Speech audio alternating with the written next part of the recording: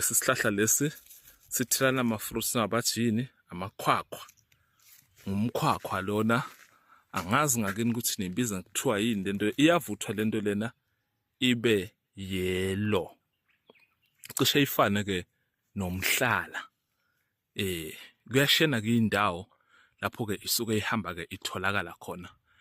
Isebenzani ke lento le? Iyasebenza kakhulu leli fruit leli.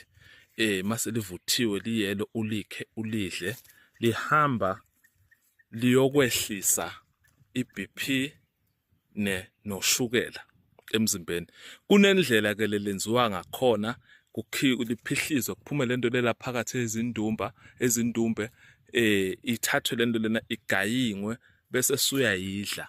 Iyalekelela nje kumuntu lothola ukuthi ekhaya bane bloodline yashukela, bane bloodline ukuthi abantu abaningi ekhaya baphathwa ushukela. Iyakwazi shukela kubalansisa ube kwi-level kahle, ungagcini shukela ukulimaza noma ke ungagcini ke wenza ke izinto e10. Aliwulaphi ishukela ukuthi naku liyawulapha uyaphela shukela uphinde uhluphe, kodwa liwubeka kwi-level yokuthi ushukela awungabi sesimeni sokuthi lapho unyuke khona kakhulu noma ke uphakeme.